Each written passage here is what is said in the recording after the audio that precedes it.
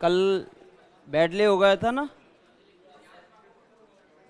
बैडले हो गया था ना, क्वेश्चंस भी हो गए थे। ठीक है, गॉस क्षेत्रकलन सूत्र।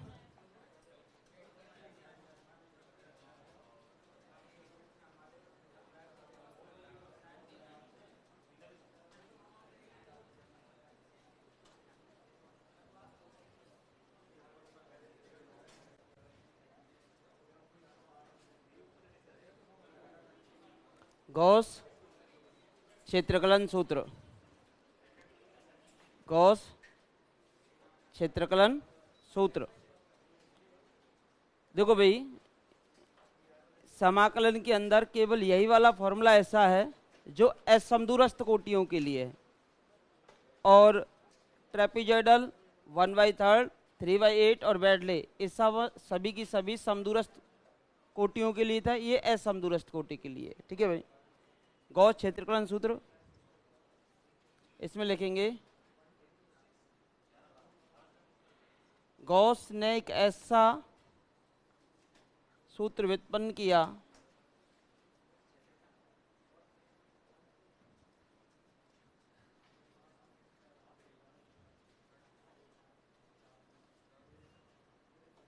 जो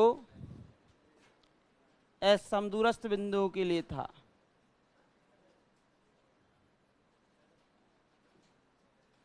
जो असमदूरस्थ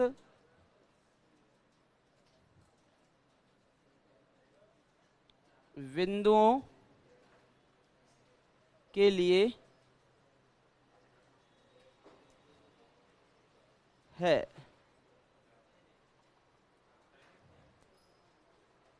भाई किसने व्युत्पन्न किया था इसको? गॉस ने। और कैसा फॉर्मूला व्युत्पन्न किया था? जो अनइक्वल इंटरवल्स के लिए था। इक्वल इंटरवल्स नहीं थे, ये कैसे थे? अनइक्वल, यानी कि असमदूरस्थ बिंदुओं के लिए था। अब इसमें क्या होता है कि जैसे कि आपके पास एक इंटीग्रेशन दे रखा आई बराबर ए से V F X D x, इसको सॉल्व करना है गॉस त्रिबिंदु सूत्र से। कोई भी समाकलन दे दिया आपको, जिसको गॉस त्रिबिंदु सूत्र से आपको क्या करना है? हल करना है। जैसे कि एक समाकलन दे दिया जाएगा ये इस फॉर्म में, ठीक है, और इसको गॉस त्रिबिंदु सूत्र के द्वारा हल कीजिए। तो हम क्या करते हैं, इसको यू में कन्वर्ट करते हैं। किस में कन्वर्ट करते हो? यू में। एक्स से यू में जाते हो तो हम मानेंगे एक्स बराबर अंतिम बिंदु माइनस प्रारंभिक बिंदु, सही बात है, v माइनस ए, और इसका गुणा हो जाएगा u से, v minus A into you, और इसको डिवाइड कर देंगे आप किससे? 2 से, और प्लस अंतिम बिंदु प्लस प्रारंभिक बिंदु बटे 2। क्या करते हो आप? x का मान क्या मानेंगे? x का मान मानते हो b minus A upon 2 into you, और b प्लस ए अपॉन 2। क्या मानोगे? ये अंतिम बिंदु है, प्रारंभिक बिंदु है, तो b minus A upon 2 into you और b प्लस ए अपॉन 2। ये आप क्या मानोगे? बोलो, u का मान मानेंगे। अब u का मान मान लिया, समीकरण 1 है, तो मुझे dx का मान भी निकालना पड़ेगा। तो वैल्यू ऑफ dx बोलो कितनी आ जाएगी? b माइनस ए का अवकलन तो होगा नहीं, 2 का भी होगा नहीं, u का अवकलन हो जाएगा du, और इसका हो जाएगा 0। अब वो यहाँ से ये आ गया हमारे पास x का मान, ये आ गया dx का मान। अब समाकलन की सीमाएं भी u के पदों में कन्वर्ट होंगी। अब देखो, जब हम रखेंगे x बराबर a पर, x का मान a रखो भाई, इसमें x बराबर a रखेंगे, ये तो हो गया 0, और ये कितना हो जाएगा?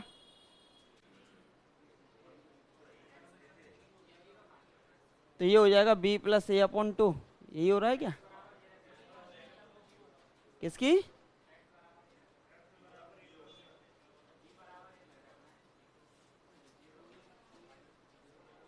x बराबर a रखना है, इसमें रख दो x बराबर a, तो u का मान कितना आएगा? -1। देखो, x बराबर a पर u बराबर -1 आएगा। रख के देख लो इसमें, देखो, या 1 रखा, ये b/2 इंटू यू और ये हो जाएगा ay2 इंटू यू, और बराबर प्लस में कितना है vy2, और ये कितना है ay2। यही तो आएगा। मुझे u की वैल्यू निकालनी है, यही तो निकालना है। किसकी वैल्यू निकालनी है आपको? तो आपको u की वैल्यू ही तो निकालनी है। अजय, अब ये a है, ये a/2 है, a माइनस a/2 इधर की साइड आएगा a/2, ये आपका इधर जाएगा तो a माइनस का b/2। बोलो कोई समस्या? यहाँ से माइनस कॉमन निकाल दूँ, माइनस कॉमन निकाल दे तो कितना बचेगा a/2 माइनस b/2 और u। ठीक है, अब मैं इसमें इसका भाग दे दूं तो ये सेम संख्या, ये भी सेम संख्या, और ये माइनस का वैसे, तो u बराबर कितना आ जाता है -1। तो मैंने क्या कहा, x बराबर a पर u बराबर -1 तथा x बराबर v रखोगे ना, x बराबर v पर u बराबर 1 आ जाता है। पूछ लिया जाए अभी कि गॉस के क्षेत्रकलन सूत्र में x का मान क्या माना जाता है, b minus a/2 into you b plus a/2, ये माना जाता है किसका मान? बोलो x का मान। और x का मान मानने के बाद फिर आप dx का मान निकालते हो और x की सीमाएं रखते हो, तो उस केस में u की सीमाएं आती हैं, और u की सीमाएं आती हैं -1 से +1, तब 1 से 1 में मान रख दो, तब फॉर्मूला नंबर 1 से हाजी आई मीन्स इंटीग्रेशन, हाजी समाकलन की सीमा कहाँ से कहाँ तक चली गई? -1 से 1 तक। हाजी x का मान बोलो कितना था? ये स्मॉल f है ना, b minus a/2 into you, और ये है b प्लस a/2। ये स्मॉल f चल रहा है, स्मॉल f है ना, ये स्मॉल f चल रहा है ना। और dx का मान कितना आया था बोलो? 1/2 b माइनस a d, यही तो था। अब जो कांस्टेंट टर्म है उसे बाहर निकाल दो, क्या बाहर आ जाएगा बोलो? ये तो आ गया बाहर, ये बच्चा -1 से 1। अब ये जो है fx, अब यहाँ x ना होकर u के पदों में फलन है। फलन किसके पदों में? देखो u के पदों में। अब ये जो फलन है आपका u के पदों में है, x के पदों में नहीं है। अभी तो किसके पदों में? बोलो u के पदों में।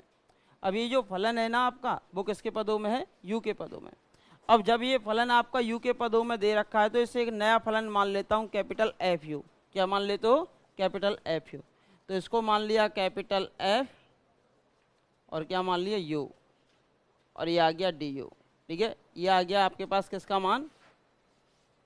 I का मान। I बराबर क्या था बोलो? a to v small fx dx। ये कन्वर्ट होके ये आ गया। कितने समीकरण माने अभी तक? 2 मान लिए, एक इसको मान लेते हैं 2। यहां पर मुझे कैपिटल FU का मान बताओ कितना होता है? जहां capital FU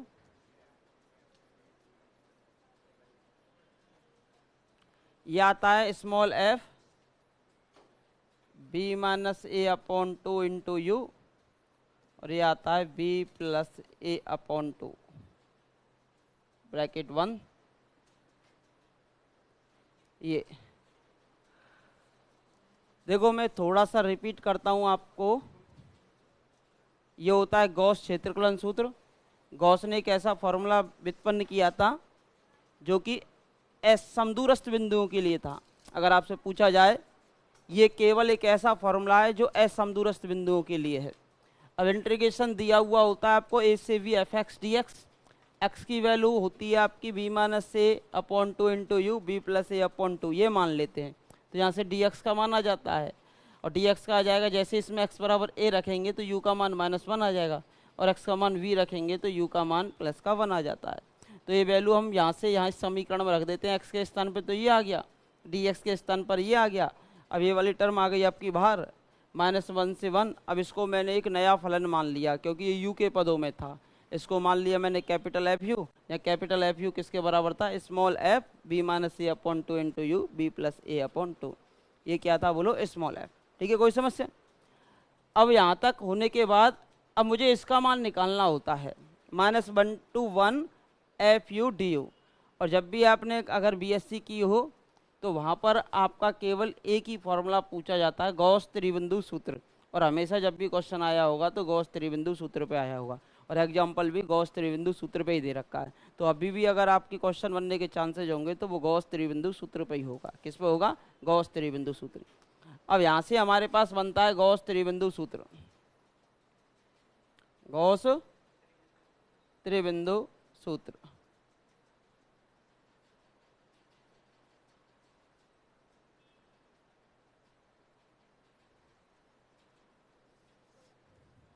third point formula. ठीक है, इसमें क्या करते हैं, गॉस ने क्या किया, 3 बिंदु फिक्स कर लिए, और ये बनता क्या है बोलो, n बराबर 2 रखकर, n बराबर 2, n बराबर 2 रखकर, यानी एक बार n का मान 0 आ जाएगा, फिर 1 आ जाएगा कि 2 आ जाएगा, तो कितने बिंदु बन जाएंगे? 3 बन जाएंगे। n बराबर 2 रखने पर और गॉस ने किसका मान निकाला था? गॉस ने इसका मान निकाला था, ये जो वैल्यू दे रखी क्या है, वो फिक्स मान थे। ठीक है, अब गॉस त्रिबिंदु सूत्र से -1 से 1, ये कैपिटल एफ यू और ये डी यू होगा। इसमें क्या आएगा? इसमें आएगा W0, एफ कैपिटल एफ है ना, U0, W1, 3 बिंदु आएंगे इसमें, एफ U1 और W2 F U2, F U2।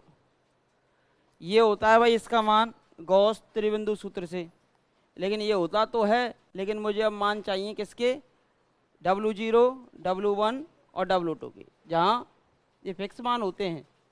W0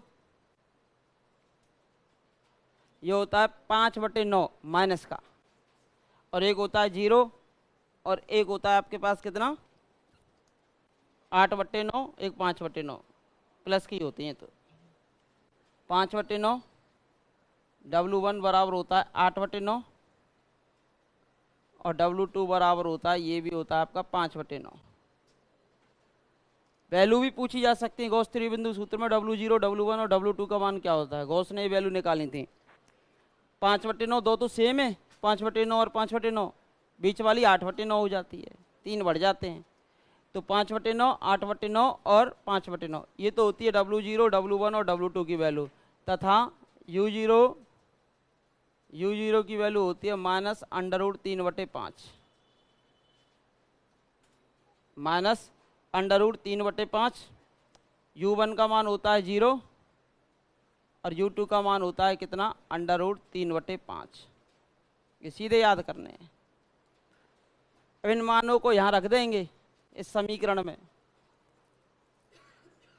अब यहाँ से समीकरण 3 से मान 2 में रख देंगे और हमारे पास आंसर आ जाता है। n का मान गॉस क्षेत्रकलन सूत्र में रखते हैं, जो उसने व्युत्पन्न किया था। वो बहुत बड़ा सूत्र है, वो कभी नहीं पूछा जाएगा। ठीक है, n बराबर 2 के लिए व्युत्पन्न होता है। इतना पूछा जा सकता है, गॉस क्षेत्रकलन सूत्र जो व्युत्पन्न करते हो n के किस मान के लिए व्युत्पन्न होता है, तो n बराबर 2 लगाएंगे। ठीक है,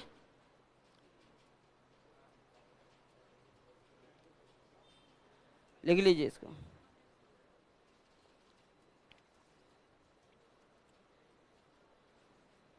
वैसे तो व्युत्पन्न करोगे, 3 पेज का है प्रूफ, 3 पन्ने का प्रूफ है।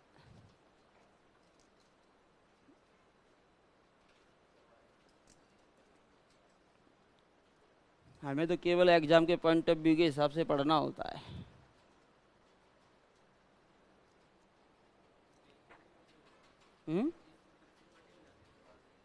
बड़े तो होंगे ही।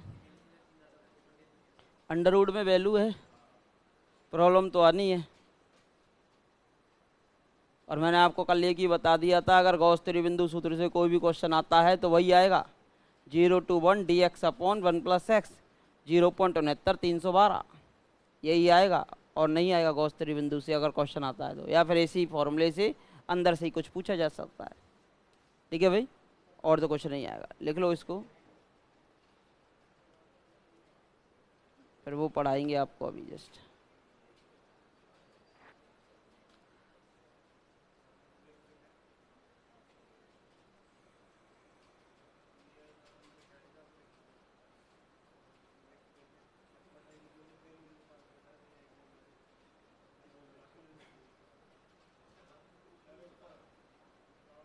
पिछली बार तो कराया था बट इम्पोर्टेंट है नहीं, कभी क्वेश्चन नहीं आएगा। क्योंकि क्वेश्चन कहाँ से आता है, जहाँ यूनिवर्सिटियों में चलता है। हाँ, आरयू की यूनिवर्सिटियों में जो क्वेश्चन चलता है ना, वहीं से आता है। तीनों नहीं चलते, गॉस त्रिबिंदु का ही आता है, लिखा हुआ भी होता है सिलेबस में, गॉस त्रिबिंदु सूत्र। दो ही दो वैल्यू होती है, ज़्यादा नहीं है वो याद करने, बस इतना ही। तो पिछली बार तो लिखाया था मैंने। हाँ, नीट एंड कोड क्षेत्रकलन सूत्र भी लिखाया था। फर्स्ट ग्रेड वालों के लिए लिखवाया था। फिर हमें लगा कि पॉइंट ऑफ व्यू से इम्पोर्टेंट नहीं है, वैसे ही बच्चे के ऊपर दो दो पॉइंट और याद करने का लोड बढ़ेगा, तो इम्पोर्टेंट नहीं है, तो मैं उसे छोड़ देता हूँ। और आया भी नहीं होगा, आएगा तो यही आएगा। एक ही क्वेश्चन बता देता हूँ आपको, 0 to 1 dx upon 1 + x dx 0.69 312, और सिम्पसन 1/3 3/8 से करते हो तो 315।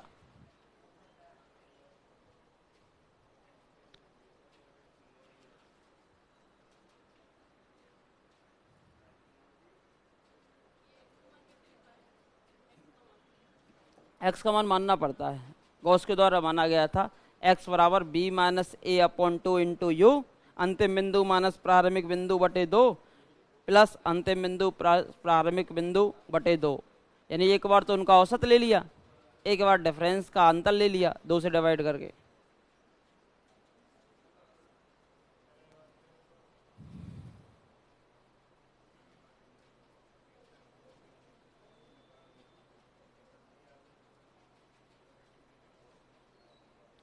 आज ये याद करो इनके मान, 5/9, 8/9, 5/9, W0, W1, W2। हाँ, क्या चीज, ये याद ही करनी पड़ेगी। ढाई घंटे का मतलब 2.5 घंटे की क्लास में लग जाएंगे प्रूफ में, और 3 पेज का प्रूफ है। प्रूफ तो बीएससी में सीखा जाता है, और बीएससी में भी नहीं सिखाया जाता, क्योंकि प्रूफ आता नहीं बीएससी में भी, क्वेश्चन आता है।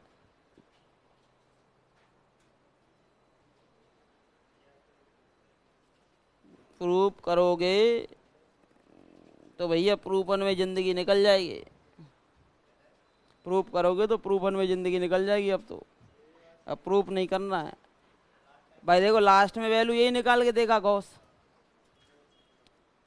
भाई, त्रिबिंदु सूत्र का जो फिक्स वैल्यू है ये तो रखनी ही रखनी है। ये रखोगे तो ही क्वेश्चन सॉल्व होगा, अदरवाइज नहीं होगा। यही रखनी है, फिक्स है। ऐसा नहीं कि वो दूसरी रखेंगे कि फॉर्मूले से हम प्रूफ कराएं तो उसमें दूसरी आ जाएंगी निकल के, यही आएंगे। 5/9, 8/9, 5/9 समाकलन को सॉल्व करने के। किसको सॉल्व करने के? समाकलन को। कैसी दूरी के लिए? असम दूरस्थ, और सब समान दूरी के लिए थे, वो इंटीग्रेशन थे जो।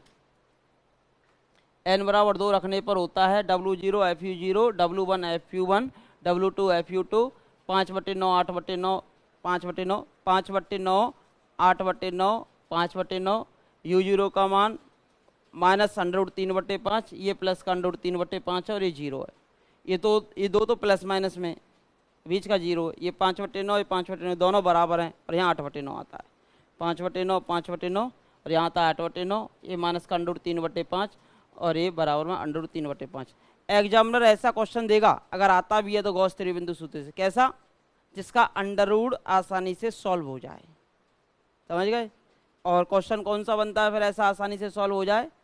क्योंकि एग्जामिनर को पता होता है कम समय है, तो ऐसा क्वेश्चन फिर आपका यही बनता है, 0 to 1 dx अपॉन 1 + x 0.78 312। यही आपकी अंडर रूट की वैल्यू को आसानी से सॉल्व कर पाता है, क्योंकि कैलकुलेटर आपके हाथ में होता नहीं, तो फिर इतनी बड़ी कैलकुलेशंस को कौन सॉल्व करेगा? तो उस केस के अंदर गॉस का त्रिबिंदु सूत्र ही काम आता है। लिख लिया ना सभी ने? 5/9, 8/9, 5/9, माइनस √3/5, 0, √3/5, माइनस √3/5, 0, √3/5। ठीक है भाई, बढ़े आगे? हाँ जी, बढ़े ना आगे?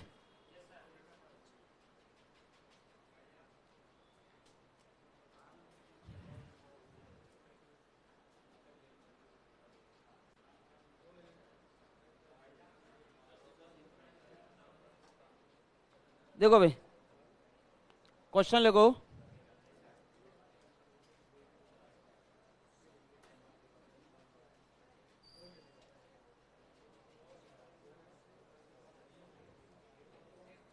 आवाज नहीं करेंगे भाई, आवाज नहीं करेंगे बिल्कुल भी। dx upon 1 plus x D को गॉस त्रिबिंदु सूत्र से हल कीजिए।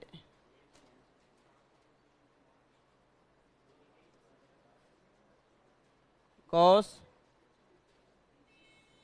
त्रिबिंदु सूत्र से हल कीजिए।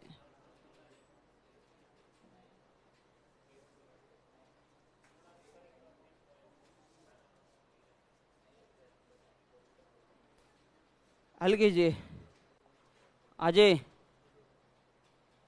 सॉल्यूशन हाँ भाई, सबसे पहले इंटीग्रेशन की कंपैरिजन कर लो ए से B F X D X से। ए की वैल्यू 0, बी की वैल्यू 1। तो देखिए आप जानते हो आई मीन्स इंटीग्रेशन, इंटीग्रेशन होता है आपका ए से B F of X D X, यही तो होता है। अब यहाँ से इसकी कंपैरिजन करोगे तो 0 to 1 ये कितना है बोलो, 1 प्लस एक्स डी एक्स, यही तो है, यही दे रखा है। अब मुझे बताओ एफ एक्स का मान कितना है यहाँ, 1 अपॉन 1 प्लस एक्स, ठीक है। ए बराबर कितना है और बी बराबर कितना है 1, लोअर लिमिट 0 अपर लिमिट 1, ठीक है भाई। अब u का मान कितना माना जाता है, u बराबर होता है b माइनस ए। डायरेक्ट कर दूं या लिखूं formula, b minus A upon 2 into U plus B plus A upon 2, ये होता है। तो यहां रखो 1 माइनस 0/2 यानी कि u/2, ये आएगा आपके पास किसका मान, x का मान कितना आ जाएगा u/2। इन दोनों को जोड़ो तो प्लस का 1/2। बोलो कोई समस्या, ये x का मान आ गया। dx का मान बोलो कितना आ जाएगा du/2। मान 1 में रख दो, लिमिट वही -1 से 1 बनेंगी, फिक्स है। लिमिट -1 से 1 ही बनेंगी, फिक्स है। अजी तब 1 से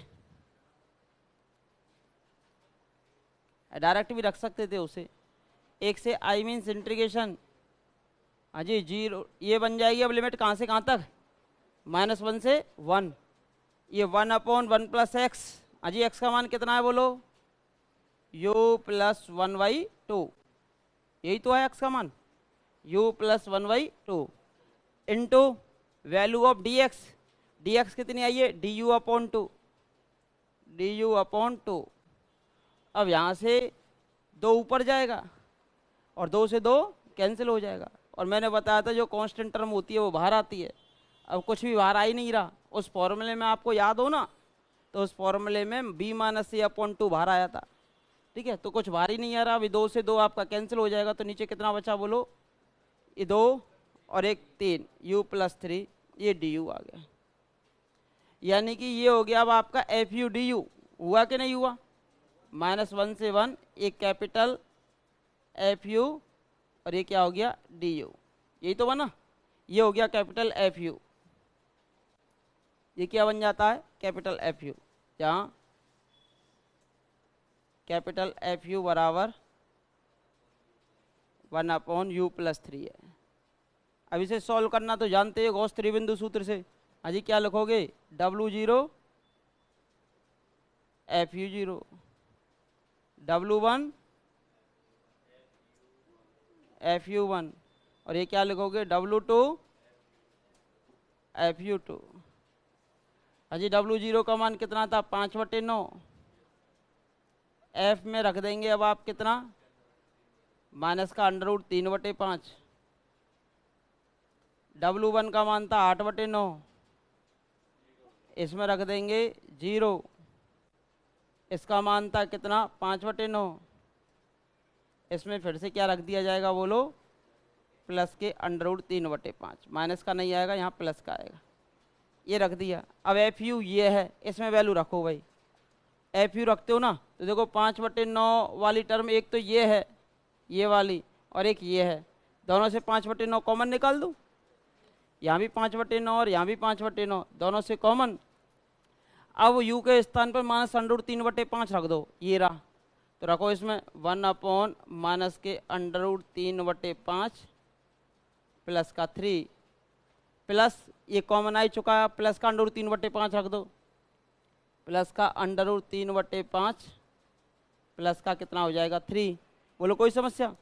ये तो रख दिया मैंने इसका मान, प्लस का 8/9 था। अब 0 रख दो, इसमें 0 रखेंगे तो कितना आ जाएगा? बोलो 1/3। कितना आ जाएगा? 1/3। अब देखो मैंने यही क्वेश्चन क्यों चुना अगर गॉस से आता है तो, क्योंकि इसकी कैलकुलेशन बिल्कुल इजी है। देखो 5/9 नीचे क्या आएगा? बोलो लघुत्तम दोनों का multiply, a plus B A minus B, A plus B A minus B, तो a स्क्वायर यानी कि 9 माइनस बी स्क्वायर यानी कि 3/5। अब ये पहुंचेगा इधर और ये जाएगा इधर, ये आएगा माइनस का, ये आएगा प्लस का, ये दोनों आपस में कैंसिल, 3 और 3 6 हो जाएगी। कैलकुलेशन इजी है ना, इस कारण ये इंपॉर्टेंट होता है, हमें तो डायरेक्ट यहाँ से लिखना होता है। एफ यू का मान निकालो, डायरेक्ट यहाँ से लिखो और आंसर लिख दो, ये हो जाता है, ये 27 हो जाएगा। ठीक है भाई, ये कितना बचा? 45 माइनस 3 42, ऊपर 5 चला जाएगा, 5/9, 6 गुणा 9, 6 गुणा 5, और ये 42 बना है ना, कट जाएगा ना 6 से, ये 8/27 है, 7 बार कटेगा,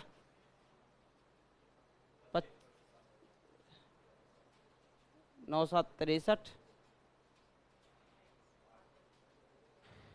और ये 8/27।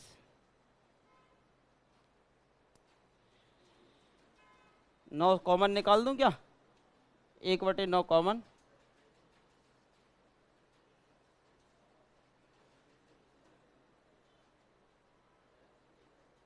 बोलो कितना आ जाएगा? ये 1/9, 75 प्लस 56/3, 4 और 5 11, 13,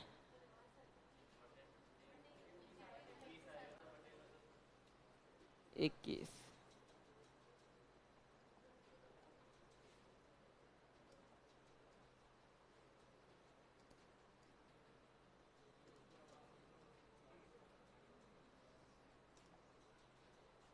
नौ और 9 दूनी 18, नीचे ज़्यादा है ऊपर कम है, डेफिनेटली 0 से कम आएगा, कितना आएगा?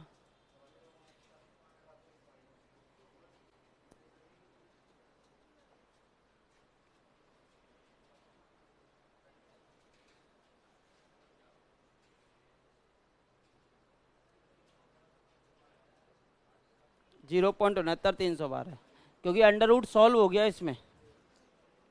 अंडर रूट अगर सॉल्व नहीं होता ना तो समस्या होती, अंडर रूट सॉल्व हो गया तो एग्जाम के पॉइंट ऑफ व्यू से इंपॉर्टेंट हो गया ये, और एक्स के पदों में होगा, जहाँ पे डायरेक्ट वैल्यू पूछी जा सकती है कि एक्स का मान कितना माना जाए कि गॉस के क्षेत्रफलन सूत्र में परिवर्तित हो जाए, तो वही वाला लगाएंगे, b minus A upon 2 into U B plus A upon 2।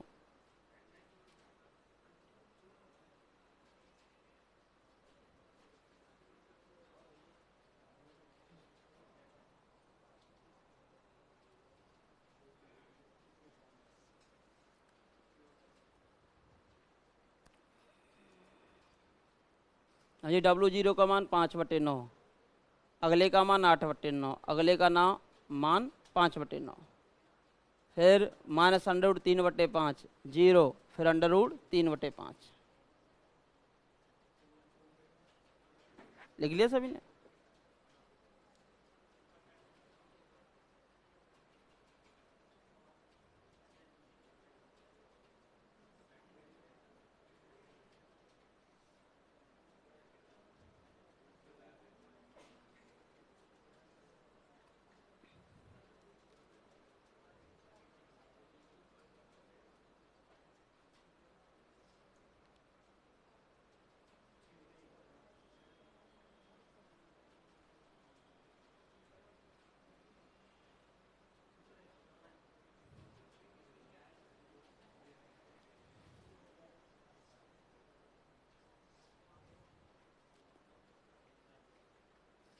और फिर भी टाइम तो लगता ही है क्वेश्चन सॉल्व करने में, आ भी जाए तो एग्जाम पेपर में।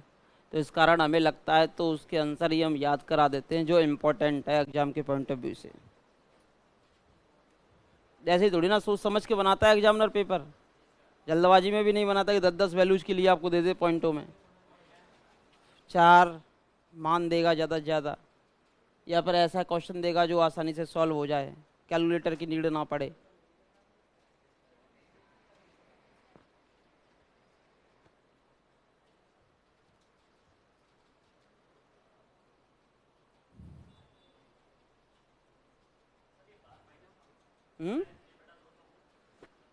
वो हट गया, वो माइन ये पूरा जो फलन बनेगा यू का ही बन गया, ये पूरा कहाँ है,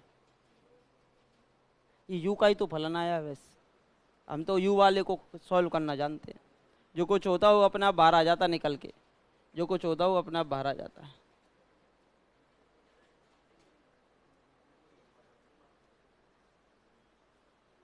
क्योंकि 2 से कैंसिल हो गया ना, डी यू से इसके वाले 2 से, बी माइनस ए का मान 1 था ही।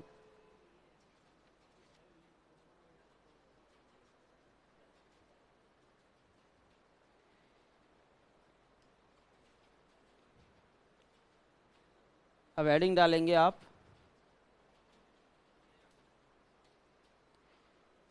यहाँ से आपका एक क्वेश्चन बनेगा ही बनेगा, यहाँ तक मैंने जो पढ़ाया है इसको समाकलन से एक बनता ही बनता है, कोई सा भी पेपर उठा लो। एक अभी समीकरण वाला कराऊंगा, वहाँ से एक आपका कन्फर्म है, 2 भी आ जाएं।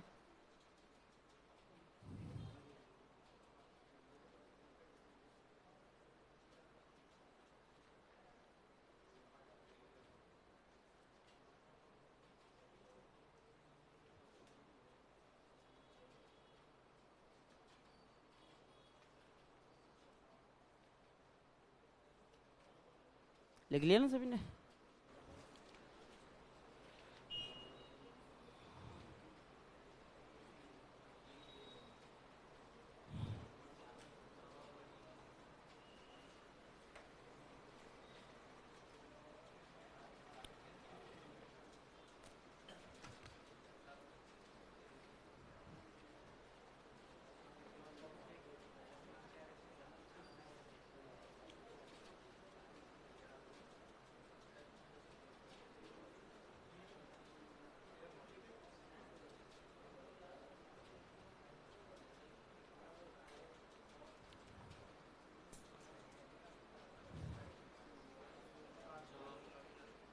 लिख लिया ना? देखिए, देखो हेडिंग डालो, बीजीय तथा अबीजीय, बीजीय तथा अबीजीय समीकरणों के संख्यात्मक हल।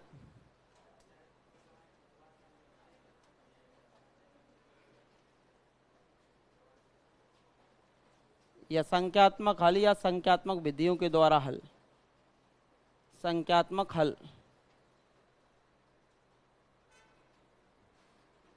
Numerical solution of algebraic and transcendental equations.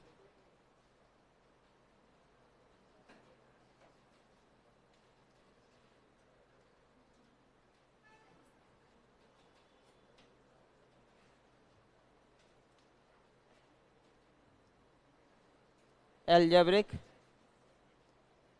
and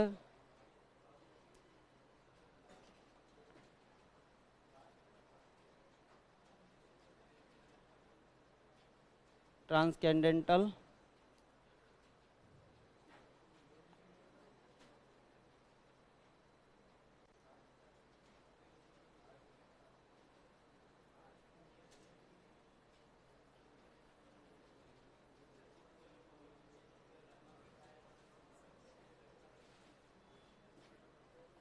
equation.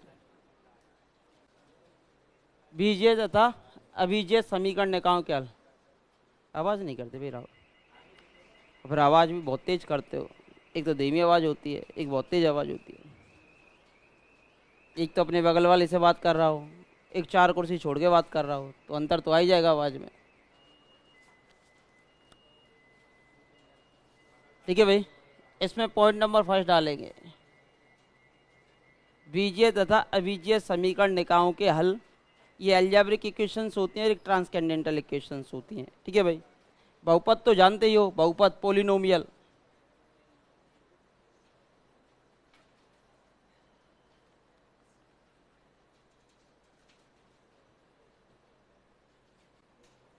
Ajay, P N x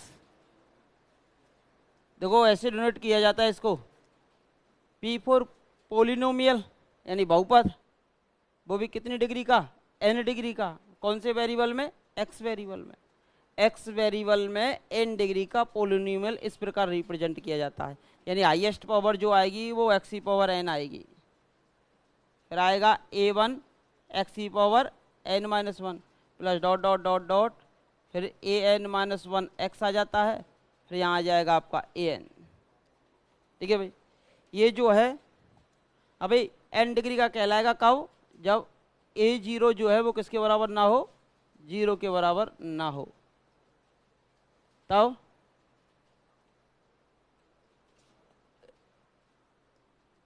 तब पी एन एक्स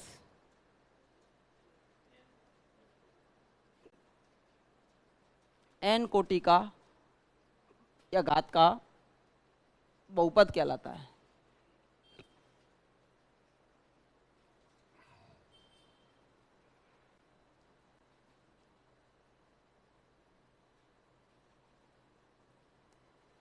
तब पी एन एक्स एन कोटि का ये एन घात का क्या कहलाता है, बहुपद कहलाता है। हाईएस्ट पावर कितनी है इसकी बताना, लेकिन ये गुणांक जीरो नहीं होना चाहिए। अगर ये गुणांक जीरो हो गया तो पावर कम हो जाएगी, फिर एन माइनस वन बचेगी। ये गुणांक जो है वो किसके बराबर नहीं हो, बोलो जीरो के बराबर नहीं हो, तब ये एन घात का बहुपद है। कितने घात का है, एन घात का। हाईएस्ट पावर देखो एक्स की कितनी आ रही है, जैसे द्विघात समीकरण पढ़ें तो वहाँ एक्स स्क्वायर का गुणांक कभी भी जीरो नहीं होता, तभी तो द्विघात समीकरण आएगा। तीन घात समीकरण है तो कभी भी एक्स क्यूब का गुणांक जो है जीरो नहीं आएगा। ठीक है भाई, ये तो कहलाता है आपका बहुपद। ठीक है भाई, दूसरा लिखेंगे समीकरण, दूसरा लिखेंगे समीकरण, इक्वेशन।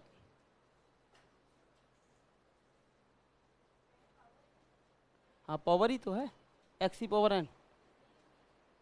कौन सी, पी एन एक्स की पावर नहीं है ना, पी एन एक्स है ना सफिक्स में, एन तो सफिक्स में आता है, और यहाँ से एक्स वेरिएबल है, एक्स में एक बहुपद है, पी फोर पोलिनोमियल है, और वो भी कितनी घात का, एन घात का। क्या एक्स ही तो आएगा, घात कम नहीं है रही, घात का ही को होगी, ये कांस्टेंट इनको मल्टीप्लाई है होगा। कहाँ लगा देते हैं, ये सभी कांस्टेंट है भाई।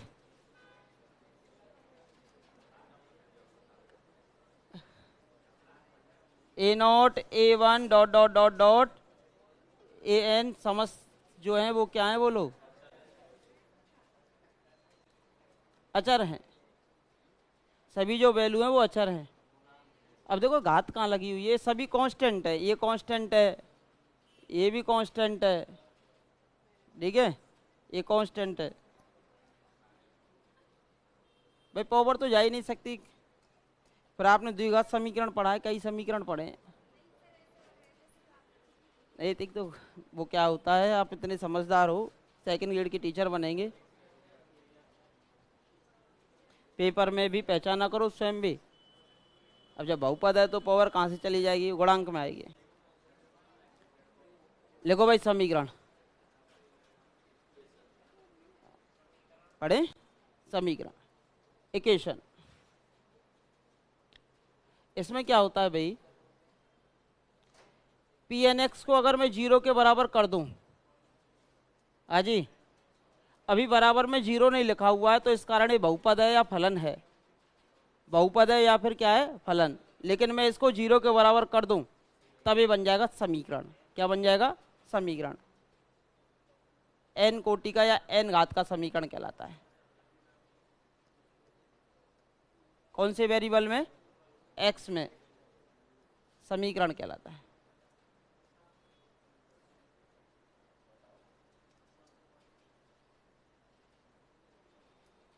n घात का x में क्या कहलाता है बोलो, समीकरण।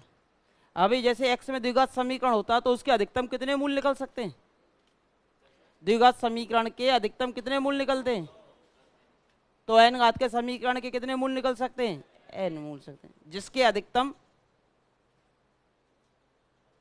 क्योंकि n घात का है ना, अधिकतम मैक्सिमम, हाँ n मूल निकल सकते हैं।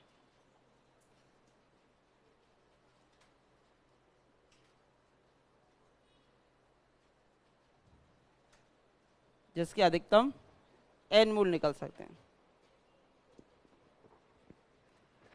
हाँ जी, रूट की बात कर लो, मूल किसे कहते हैं, x का वह मान जो इस समीकरण को क्या कर देगा, संतुष्ट कर देगा। कौन से समीकरण को, जो बराबर में 0 है। x का वह मान जो इस समीकरण को संतुष्ट कर देगा, पी एन एक्स का क्या कहलाता है, मूल कहलाता है। ठीक है भाई, x का वह मान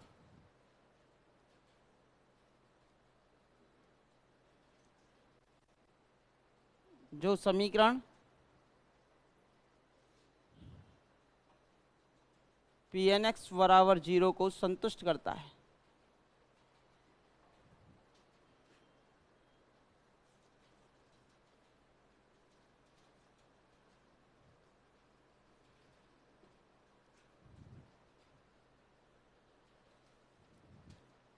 समीकरण पी एन एक्स बराबर 0 का मूल कहलाता है। इसका क्या कहलाएगा बोलो, मूल कहलाएगा। जो इस समीकरण को संतुष्ट करता है वह इस समीकरण का क्या कहलाता है बोलो, मूल कहलाता है। अब लिखेंगे बीजीय बहुपद या बीजीय समीकरण। पहले बहुपद की बात कर लेते हैं, समीकरण तो बाद में चर्चा कर लेंगे। अब भाई समीकरण बनाने के लिए बराबर में क्या रखना पड़ता है बोलो, 0। एक होता है मूल और एक होता है शून्यक, दोनों में अंतर होता है। एक मूल, अब शून्यक तो फलन का निकाल रहे हो, इसमें ऐसा मान रख दो कि इसका मान 0 हो जाए, और एक बराबर में 0 दे रखा है तो x का वह मान जो इसको संतुष्ट करेगा वो मूल होगा। तो वो समीकरण दिया हुआ होता है, वो एक फलन दिया हुआ होता है। फलन का तो शून्यक ज्ञात किया जाता है, समीकरण के मूल ज्ञात किए जाते हैं। फलन का तो शून्यक यानी कि 0 ज्ञात किया जाता है, और इधर से अगर हम समीकरण की बात करें तो समीकरण के ज्ञात किए जाते हैं मूल। क्या ज्ञात किए जाते हैं, मूल।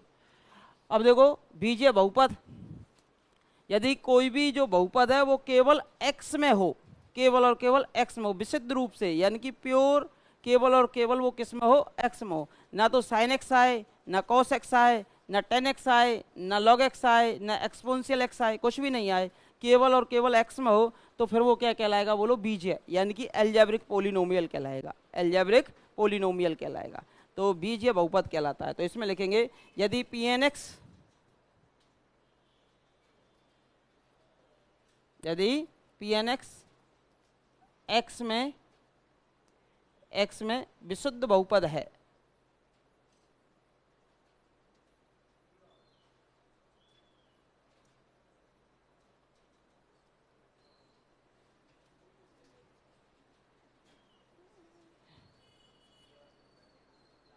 मतलब साइन कॉस नहीं आ जाएंगे, तो पी एन एक्स बीजीय बहुपद कहलाता है, बीजीय बहुपद कहलाता है। कैसा कहलाएगा बोलो, एल्जेब्रिक पोलिनोमियल। एबीजीए में ये पूछा गया है एक बार 2017-18 वाले पेपर में, संस्कृत डिपार्टमेंट वाले। अबीजीय बहुपद, अबीजीय बहुपद को, ये तो एल्जेब्रिक होता है, इसे ट्रांसकेंडेंटल कहते हैं।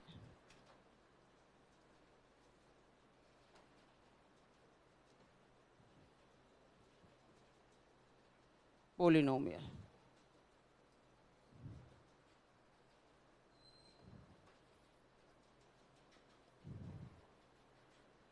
इसमें क्या होता है, यदि पी एन एक्स एक्स में विशुद्ध ना हो,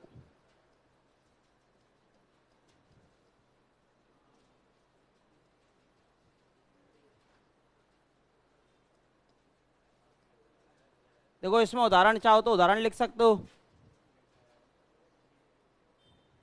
जैसे कि P2x कुछ भी लिख लो, जैसे x square plus x plus का 1, ये केवल और केवल एक्स में है और वो भी घातों के रूप में केवल x square plus x plus 1। जबकि यहाँ पर अगर हम चर्चा करें उदाहरण के तौर पर, जैसे कि यहाँ से कोई भी बहुपद लिखते हैं आप और साइन एक्स कॉस एक्स में लिख लेते हैं, जैसे P2x, हाँ भाई, x square minus sine x. बोलो अब इसमें कौन सा पद आ गया? त्रिकोणमिति वाला पद आ गया। कौन सा पद आ गया बोलो? त्रिकोणमिति वाला पद आ गया, ट्रिग्नोमेट्री वाला पद आ जाता है। इस कारण ये विशुद्ध बहुपद नहीं है, इसमें साइन एक्स आ गया। क्या आ गया? साइन एक्स आ गया। यानी कि तो इस केस में अबीजीय समीकरण है और हमारे लिए क्वेश्चन बीजीय समीकरण का ही आएगा, अबीजीय का नहीं आएगा। साइन एक्स वाले का मूल नहीं निकलवाएगा आपसे, क्योंकि साइन एक्स की वैल्यू कहाँ से निकालते घूमोगे आप, कैलकुलेटर आपके हाथ में है ही नहीं। तो किसकी वैल्यू निकलवाएगा? ऐसे समीकरणों की वैल्यू निकलवाएगा, ऐसे समीकरणों के मूल ज्ञात करवाएगा एग्जाम में, क्योंकि एक्स का मान रखने पर आप आसानी से ज्ञात कर सकते हो।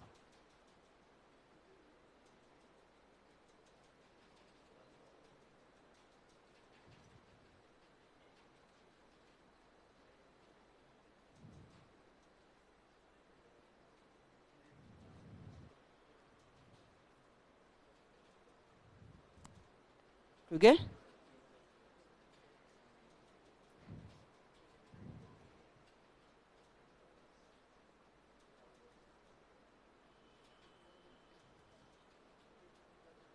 बढ़िया आगे।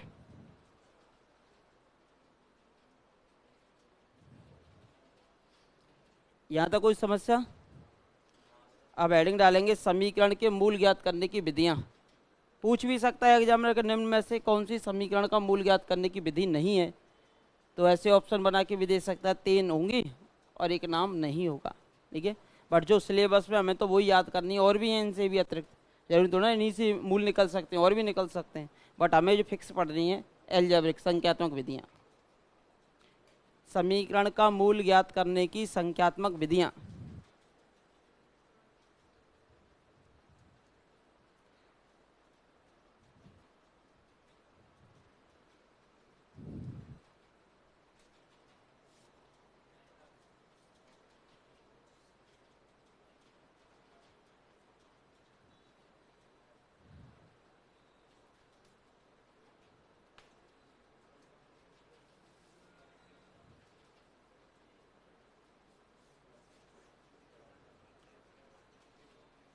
ठीक है भाई,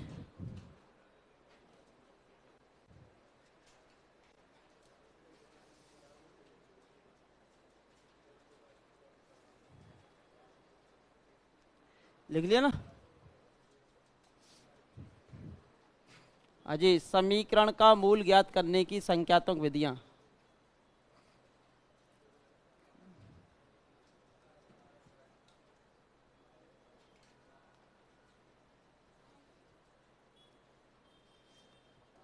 संख्यात्मक विधियाँ, एक चीज आपने देखी हो, थोड़ा सा गौर किया हो, तो काफ़ी चीज़ें सिमिलर की थी इस पेपर में, सेकंड ग्रेड 2022 में, फर्स्ट ग्रेड 2022 के साथ में काफ़ी चीज़ें। जैसे कि यहाँ पर भी जैसे पुनरावृत्ति का क्वेश्चन था, तो वहाँ भी पुनरावृत्ति का दे दिया। जैसे वहाँ बेसल, वो त्रिबिंदु सूत्र था, वहाँ बेसल दे दिया। और अगले चैप्टर में अगर हम चर्चा करें, सेकंड ग्रेड ये जो हुआ था 2023 संस्कृत डिपार्टमेंट, यहाँ पर बेसल का फॉर्मूला पूछ लिया। फर्स्ट ग्रेड में पुनरावृत्ति सूत्र से क्वेश्चन दिया, सेकंड ग्रेड में भी पुनरावृत्ति सूत्र से ही क्वेश्चन दिया। तो एक टॉपिक जो पकड़ लिया लगातार 2 पेपर में मिल जाएगा, फर्स्ट ग्रेड में मिला है तो सेकंड ग्रेड में बना देता है, या सेकंड ग्रेड में मिला है तो फर्स्ट ग्रेड में बना देता है। और जो टॉपिक छूट गया वो अगले पेपर में देखने को मिल सकता है। तो देखो, ऐसे हमने 3D का पढ़ा था, स्फीयर कॉन सिलेंडर, काफ़ी क्वेश्चन तो सिमिलर बेस पे मिले थे, जैसे वहाँ थे वैसे यहाँ थे। समीकरण के मूल ज्ञात करने की संख्यात्मक विधियाँ, मेथड्स हैं भाई, है ना।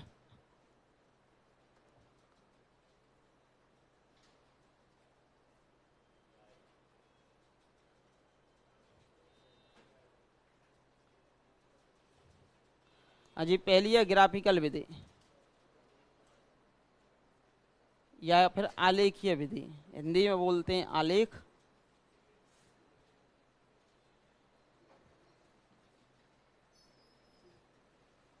या ग्राफिकल मेथड,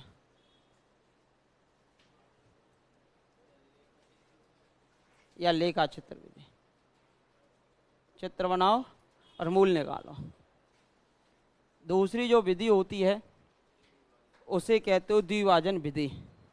2021 में जो पकड़ के रखा था क्वेश्चन वो था द्विभाजन विधि का, और 2022 में जो क्वेश्चन पकड़ के रखा था आरपीएससी ने वो था पुनरावृत्ति विधि का। इसका पुनरावृत्ति। इससे पहले जो क्वेश्चन पकड़ के रखा था वो मिथ्या स्थिति विधि का और न्यूटन रैप्सन विधि का। अब अगर रिसाइकिल में जाता है एग्जामिनर तो फिर से कहाँ जाएगा, न्यूटन रैप्सन पे या फिर किस पे जाएगा, मिथ्या स्थिति विधि पर। तो इस बार चांसेस मिथ्या स्थिति विधि के हैं ज़्यादातर केस में, या फिर द्विभाजन विधि से। एग्जामिनर को पता होता है कहाँ से बच्चा छोड़ना चाहता है तो वहीं से ज़्यादातर पूछता है। तो दूसरी जो विधि है द्विभाजन विधि।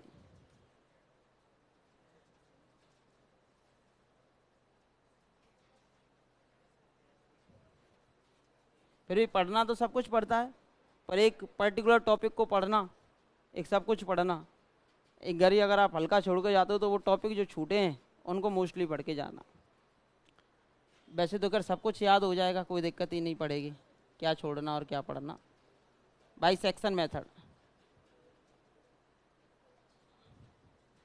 Y section method. हाँ, बाई सेक्शन मेथड जितना हो सकता है। अभी तो टाइम है, अगली साल पेपर होगा। अब वो अगली साल ही होगा पेपर तो, क्योंकि अभी तो देखो जनवरी फरवरी में तो होना के कोई चांसेज है ही नहीं। और इधर से अगर हम चर्चा करें, अक्टूबर में आपका कॉलेज लेक्चरर है, आरएएस है अक्टूबर में, ये वैसे फ्री हो गए। फिर कई आरएमएसएसबी के एग्ज़ाम की डेट आ चुकी है, पटवारी की फरवरी में। फिर लगातार कंटिन्यूस एग्ज़ाम है, अभी और आ जाएंगी, जैसे संस्कृत डिपार्टमेंट में रीट की आएगी। हाँ, तो फिर वो उनकी डेट आएंगी, तो फिर उस टीचर को अलग ही रखेंगे फिर। हाँ जी, जो भी आपको उचित लगे वो कर लेना। द्विभाजन विधि, मिथ्या स्थिति विधि। ठीक है भाई, सभी जानते हैं इन चीज़ों को।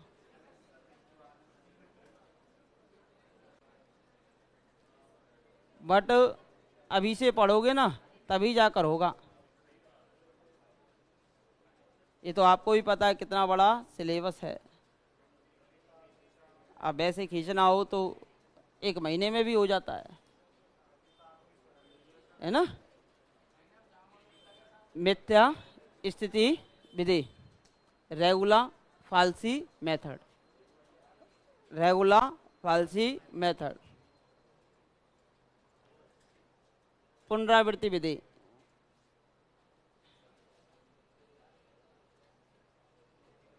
दोनों बार आया हुआ क्वेश्चन है, एक बार नहीं 2 बार, फर्स्ट ग्रेड और सेकंड ग्रेड। अब एक बार आवाज करने लग जाते हो तो मानते नहीं है ना। पुनरावृत्ति विधि, इटरेशन मेथड।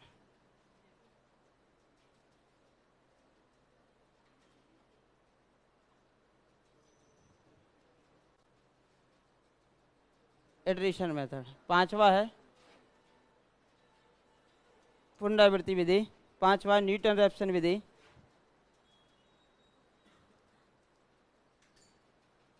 रैप्सन भी आ जाता है, कहीं कहीं रैप्सन भी लिखा जाता है।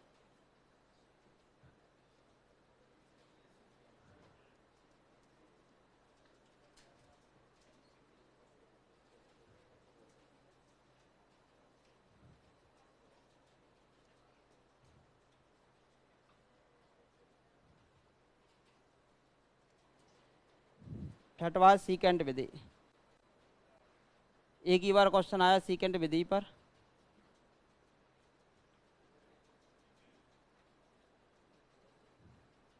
या सेकेंड मेथड।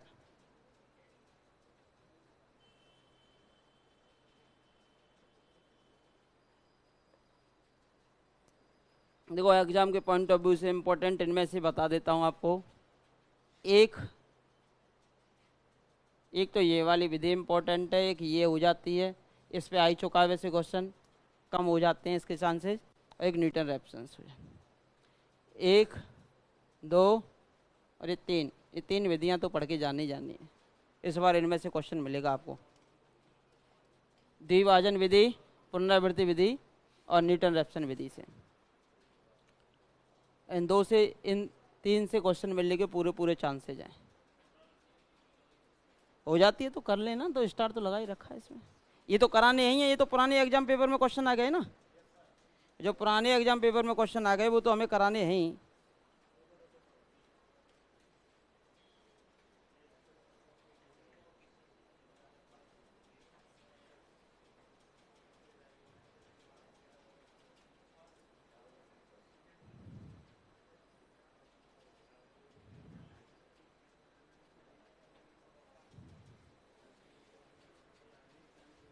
ठीक है, कोई समस्या? अब पहली विधि डालेंगे आलेखीय विधि, बिल्कुल भी इम्पोर्टेंट नहीं, 1% भी क्वेश्चन आने के चांसेस नहीं, फिर भी थोड़ा सा पढ़ लेते हैं, सीख लेते हैं आलेखीय विधि, क्योंकि एग्जामिनर की पता नहीं होता ना। वैसे तो ना ही आएगा, क्वेश्चन तो आएगा ही नहीं, फिर भी थोड़ा सा पढ़ लेते हैं, क्योंकि ये इस वजह से नहीं आती क्योंकि इसमें त्रुटि की गुंजाइश बहुत ज़्यादा रहती है। और ये जो ग्राफ होता है आपको अपने हाथ से बनाना पड़ता है। जब ग्राफ अपने हाथ से बनाते हो तो कटान बिंदु प्रत्येक बच्चे का अलग अलग निकल के आएगा, और अलग अलग कटान बिंदु निकल के आएगा तो डेफिनेटली मूल भी अलग अलग निकल के आएगा। अब आप जानते हो, सबसे पहले हम डाल रहे हैं कौन सी विधि, आलेखीय विधि या ग्राफिकल विधि।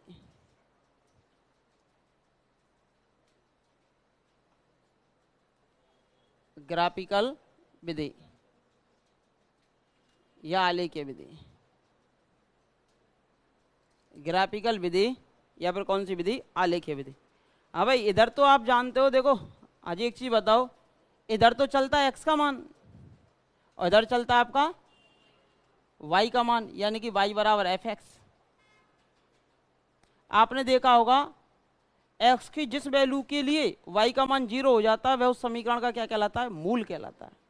अब जैसे कि मान के चलिए ये आपका कोई भी वक्र है और ये यहाँ पे काट रहा है, कौन से पॉइंट पे काट रहा है, x1 पर, और ये x1 पे काट रहा है, ये आपका पॉइंट था a, ये पॉइंट था आपका v, ये पॉइंट था a और ये पॉइंट था b, तो ये काट रहा है आपका x1 पर और x1 पे काट रहा है, तो fx का मान क्या हो जाएगा, यहाँ पर 0 हो जाता है। यहाँ पर देखो y का मान कितना, बोलो 0 ही तो है, y का मान कितना, 0। तो x का वह मान, x का वह मान जिसके संगत y का मान 0 हो जाए, यानी कि x अक्ष पर वह मान, कौन सी अक्ष पर होता है, x अक्ष पर, x अक्ष पर वह मान उस समीकरण का मूल कहलाता है। यहाँ पर y का मान क्या हो जाता है, 0 हो जाता है। तो हमें ग्राफ बनाना पड़ता है। अब जरूरी थोड़ी ना आपने एक पॉइंट ये निकाला, दूसरा पॉइंट ये निकाला, ग्राफ आप ऐसे बना दो, हम तो सीधा बना देंगे तो मूल इधर उधर खिसक जाएगा, आप ऐसे ले जाओगे तो मूल और आगे पीछे हो जाएगा, तो फिर मूल एग्जैक्ट नहीं निकल के आता, त्रुटि की बहुत ज़्यादा गुंजाइश होती है, और त्रुटि की ज़्यादा गुंजाइश है तो क्वेश्चन आने के चांसेस ना के बराबर, क्योंकि एग्जामिनर को पता होता है कि क्वेश्चन हमें बच्चे से ही सॉल्व कराना है, तो उसी हिसाब से वो सॉल्व करवाएगा भाई आपसे। तो देखिए सेटिस्फाई करता है, लेकिन क्या होता है कि जैसे कि x² + 5x + 6 बराबर 0 है, तो x बराबर -2 इसको सेटिस्फाई करेगा डेफिनेटली, लेकिन ये होता है x² + 5x + 4 बराबर 0। अब मूल हमारे पास जैसे x बराबर -2 था, ये -2 के इधर उधर आएगा। अब क्या होता है कि भाई वैल्यू, जैसे कोई भी मैं समीकरण दे दूँ आपको, जैसे मैं दे दूँ x² कुछ भी दे दिया मैंने, सपोज दैट 5x + 6 ही 4 दे दिया बराबर में 0। अब आंसर कैसे आते हैं, ऑप्शंस क्या आते हैं, ऑप्शंस आएंगे x बराबर -2.001, x बराबर -1.999, x बराबर -2.0052, x बराबर ऐसे आएंगे -3.0। अब आप क्या करोगे, क्या इन मूलों को इसमें रखोगे, अब इन मूलों को इसमें रखना पड़ेगा आपको, इन मूलों को आपको इसमें रखना पड़ेगा और पॉइंटों में वैसे संख्या दे रखे। फिर भी हम क्या करते हैं, थोड़ी सी इंटेलिजेंसी तो रखते हैं। अब ये तो बहुत नज़दीक बना के दे दिए, नहीं थोड़े दूर होते जब तो कोई समस्या नहीं, मैं पॉइंटों को ही हटा देता, इनका खेल ही खत्म कर देता, -2 ही रखता, सीधा -2 रखता। फिर हम क्या करेंगे कि x का वह मान देखेंगे, चार ऑप्शंस में से x का वह मान देखेंगे जो इसका मान 0 के नज़दीक सबसे ज़्यादा पहुंचाएगा, जो 0 के नज़दीक fx का मान सबसे ज़्यादा पहुंचाएगा, वही मूल सटीक होगा। भाई ठीक है, 0 नहीं दे रहा, हमने मान लिया 0 नहीं दे रहा, कोई भी मान 0 नहीं दे रहा, लेकिन 0 के नज़दीक कौन सा दे रहा है, क्योंकि हमने एरर वाला मान निकाला, संख्यात्मक विधियों के द्वारा इसे हल किया है, उसके नज़दीक मूल निकाल रहे हैं। अगर वो नहीं निकल पा रहा है, वो निकल जाए तो कोई समस्या ही नहीं, अगर नहीं निकल रहा तो उसके नज़दीक निकलेगा, पॉइंटों में निकलेगा। वह वैल्यू अगर मैं इस समीकरण में रखता हूँ तो समीकरण में रखने के तदुपरांत जो सबसे ज़्यादा 0 के नज़दीक पहुँचाएगा वही आपका आंसर होगा, जो सबसे ज़्यादा 0 के नज़दीक पहुँचाएगा वही आपका क्या होगा, आंसर होगा। और 0 पहुँचा दे जब तो कोई दोहरा है ही नहीं, अगर 0 नहीं पहुँचा पाता है और जो 0 के सबसे ज़्यादा नज़दीक पहुँचा देगा वही आपका क्या हो जाएगा, आंसर हो जाएगा। देखो जैसे कि वो वाला क्वेश्चन था, अब आपके पास जो मूल है ना उसने यहाँ दिया बहुत ज़्यादा नज़दीक, अप्रोक्सीमेशन में संख्यात्मक विधियाँ हैं, पॉइंटों में आंसर आएगा, और पॉइंटों में आंसर आता है तो एग्जैक्ट तो कभी निकलता ही नहीं, पॉइंटों में जो आंसर आता है वो कभी भी एग्जैक्ट निकलता नहीं। संख्यात्मक विधियाँ बनाई इस कारण है क्योंकि भाई हमने वैसे वैसे समीकरण तो सॉल्व कर लिए जो नॉर्मल हैं, उन्हें तो सॉल्व करना जानते हो 9th-10th में, लेकिन ये समीकरण हमारे जैसे x² + x + 1 = 0 का मूल निकालो, किन किन के बीच में आएगा और क्या आएगा, तो हम एग्जैक्ट मूल तक तो पहुँच नहीं सकते, पॉइंटों में पहुँचेंगे, उसे छोटा करते चले जाएंगे, छोटा तो ये मूल देगा, यहाँ दे देगा, तो ये 0 के नज़दीक एक यहाँ दे देगा इतना दूर, ये 0 से बहुत दूर है, एक यहाँ दे देगा, ये भी 0 से बहुत दूर है। देखो यहाँ पे तो फलन की वैल्यू आ रही है इतनी, ये आ रही है, यहाँ पर फलन की वैल्यू आ रही है इतनी, यहाँ पर फलन की वैल्यू आ रही है इतनी। अब बताओ 0 के नज़दीक कौन सी वैल्यू है, ये वाली है, तो हमारे पास मूल कौन सा हो जाएगा, x1 हो जाएगा। कौन सा मूल हो जाता है, x1 हो जाता है। तो 0 के नज़दीक वैल्यू देखी जाती है, वो ऑप्शन का सारा लिया जाता है। ऑप्शन वाला केस भी मैं आपको बताऊंगा, ऑप्शन वाला केस भी हम आपको बताएंगे। तो इसमें लिख लीजिए सबसे पहले x अक्ष पर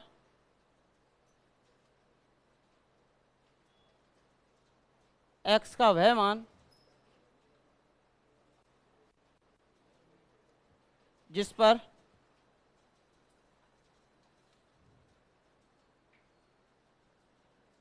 f(x) बराबर क्या हो जाए, 0 हो, समीकरण f(x) बराबर 0 का मूल कहलाता है। क्या कहलाता है, मूल कहलाता है।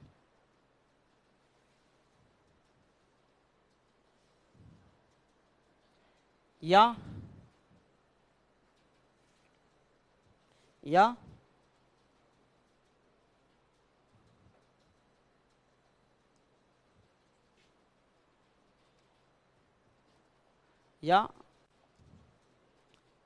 f(x) बराबर 0 को दो फलनों के अंतर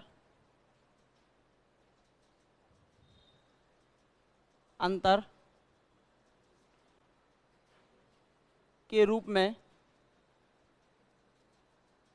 अर्थात अब भाई ये जो f(x) बराबर 0 है ना, इसको दो फलनों के अंतर के रूप में लिख दो। जैसे कि ये होता हमारे पास φx - ψx, f(x) को ऐसे लिखा जा सकता है और बराबर में कितना है, 0। ठीक है भाई, φx - ψx और बराबर में कितना, 0। अब x का ऐसा मान ढूंढो, इसमें रखो और इसमें रखो, और दोनों का अंतर निकालो, बराबर में क्या जाना चाहिए, 0 आ जाना चाहिए। बस सीधी बात है। अगर हम f(x) को इस फॉर्म में लिख दें, किस फॉर्म में, φx - ψx बराबर 0, φx - ψx बराबर 0, x का ऐसा मान रखो, x का ऐसा मान रखो कि इसमें रखने पर इन दोनों का अंतर क्या हो जाए, बोलो, 0 हो जाए। ठीक है भाई, तो दिस इम्प्लाइज y बराबर 1 तो मान लेंगे अब आप φx, देखो इसको अब हम ले जाते हैं इधर, तो y बराबर ये φx 0 के बराबर था ना, और बराबर में ψx। ठीक है भाई, तो अर्थात x का ऐसा मान, x का वह मान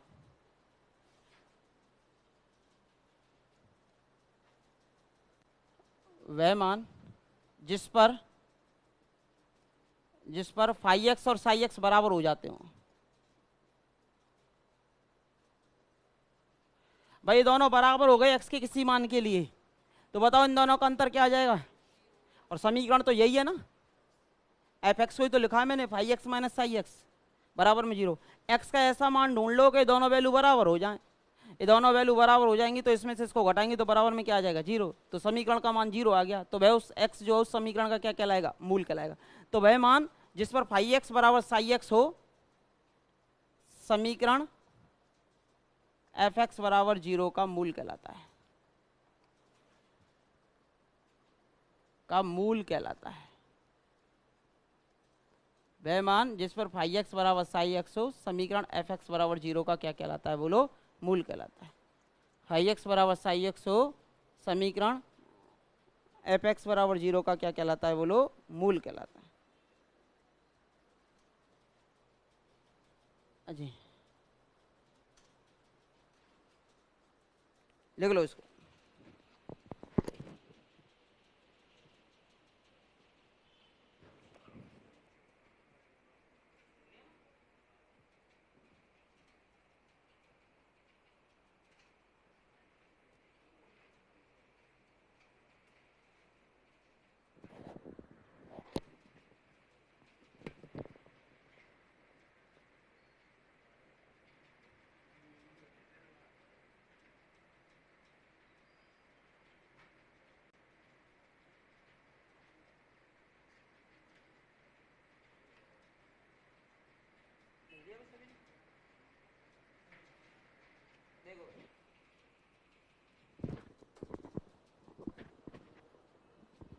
एक चीज ध्यान रखो, फाई एक्स को अगर एफ एक्स को लिखा जा सके phi x minus psi x, तो एक्स की ऐसी वैल्यू ढूंढ लो जिन पे दोनों मान कैसे हो जाते हैं, बराबर बराबर। तो डायरेक्ट इसमें से इसको घटाएंगे तो जीरो आ जाएगा, तो वही उस समीकरण का क्या कहलाएगा, मूल कहलाता है।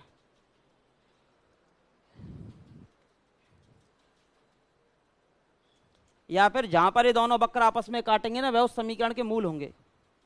जहां पर ये दोनों वक्र आपस में काटेंगे, उनके काटने का जो एक्स अक्ष पे जो प्रतिच्छेदन बिंदु मिलेगा, वह उस समीकरण का क्या कहलाएगा, मूल कहलाएगा। आ सकते हैं ना, इनफाइनाइट मूल भी आ सकते हैं, वो वक्र पे डिपेंड करता है ना। दोनों की वजह साइन एक्स हो और एक ए की पावर माइनस एक्स हो, है ना। इसमें नोट डाल के लिख सकते हो, अर्थात या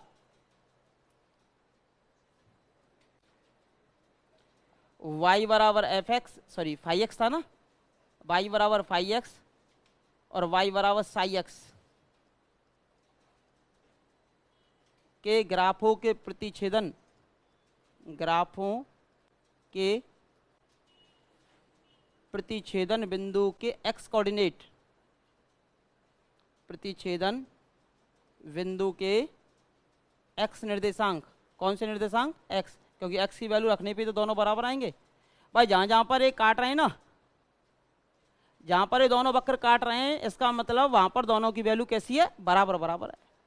भाई ये पे एक वक्र है फाई एक्स और एक साई एक्स है, ये यहाँ पर काट रहे हैं, यहाँ पे काट रहे हैं, तो यहाँ पर इन दोनों का मान कैसा है, बराबर बराबर है। अब किस मान पे बराबर है, सपोज कीजिए जैसे x बराबर a पर बराबर है। जब x बराबर a पर इनका मान बराबर है, तो इसकी वैल्यू में से इसकी वैल्यू हटाऊंगा तो क्या आएगा, जीरो आएगा। तो x बराबर a इस समीकरण का क्या हो जाएगा, मूल हो जाएगा। तो मैंने क्या कहा, y बराबर फाई एक्स और y बराबर साई एक्स के ग्राफों के प्रतिच्छेदन बिंदु, प्रतिच्छेदन बिंदु के x निर्देशांक समीकरण फाई एक्स बराबर एफ एक्स बराबर जीरो के मूल कहलाते हैं। भैया जहां जहां ये काट लेंगे ना दोनों ग्राफ, वहां पर इन दोनों की वैल्यू बराबर हो जाएगी, और जहां जहां पर इन दोनों की वैल्यू बराबर हो जाती है, वहां इन दोनों का अंतर जीरो आएगा, और जहां पर इन दोनों का अंतर जीरो आएगा, वह उस समीकरण का मूल बन जाएगा। कौन सा कोऑर्डिनेट लेते हो मूल में, एक्स कोऑर्डिनेट, बात खत्म। ठीक है भाई, बात समझ में आई ना। अब देखिए एक एग्जाम्पल कर लेते हैं।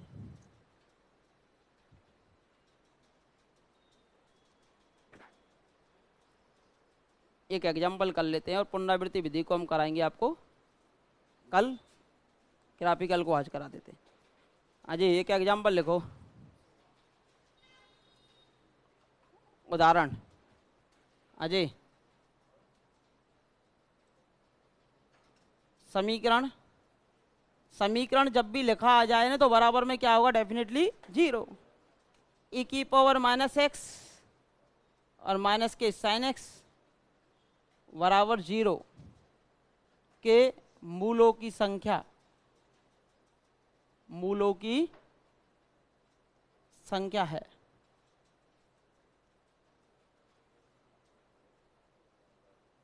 के मूलों की संख्या है। आज ये क्या बोलो, एफ एक्स बराबर जीरो है, के मूलों की संख्या है। ये तो है आपका एफ एक्स बराबर जीरो, इसमें मूलों की संख्या आपसे पूछी गई है। ये एफ एक्स बराबर जीरो है। अब देखो दो फलनों के अंतर के रूप में है या नहीं है। इसका ग्राफ खींच लो, इसका ग्राफ खींच लो, जहाँ जहाँ पर एक काटे हैं उनके एक्स कोऑर्डिनेट उस समीकरण का क्या हो जाएगा, मूल हो जाएगा। तो इसको तो आपने क्या मान लिया, सपोज दैट फाइव एक्स, और इसको क्या मान लिया, साई एक्स। ठीक है, कोई समस्या? तो माना y बराबर फाइव एक्स, जी y बराबर फाइव एक्स कितना था बोलो, e की पावर माइनस एक्स, और एक y बराबर साइन एक्स यानी कि साई एक्स, साइन एक्स। इन दोनों का ग्राफ खींचो। साइन का ग्राफ तो जानते हो, दोलन करता हुआ खींचा जाता है -1 से और 1 के बीच में। तो -1 से 1 के बीच में दोलन करता हुआ ग्राफ खींचना है। ऐसे आता है भाई, ये जैसे कि y अक्ष हो गई,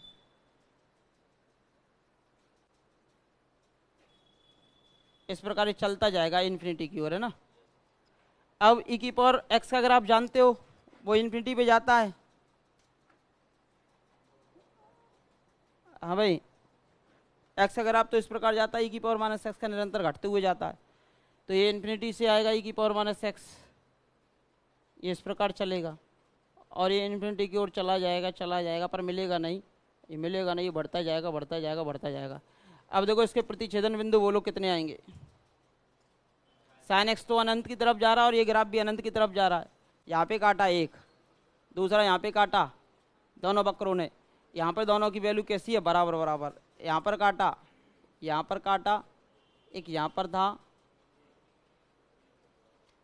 ये बढ़ता जाएगा। कितने मूल आएंगे बोलो, अनंत मूल आएंगे। अब इसका जो एक्स कोऑर्डिनेट आ रहा है ना, ये x1 इसका मूल है, ये एक्स कोऑर्डिनेट जो आ रहा है x2 ये भी इसका क्या है बोलो, मूल है। ये x3 जो आ रहा है ये भी क्या है, इसका मूल है। तो यहाँ पर मूलों की संख्या के ग्राफ अनंत बिंदुओं पर प्रतिच्छेदित करते हैं। अनंत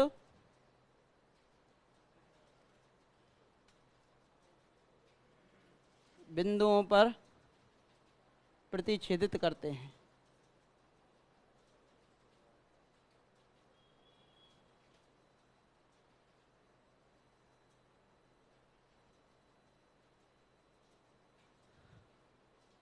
Therefore, एफ एक्स बराबर 0 के मूलों की संख्या अनंत होगी। मूलों की संख्या जो है वो कितनी होगी बोलो, अनंत होगी। इनफाइनाइट रूट्स होंगे। मूलों की जो संख्या है वो कितनी होगी बोलो, अनंत होगी। शेष पढ़ाएंगे हम आपको कल, आगे की विधियां कल करा देंगे सभी की सभी।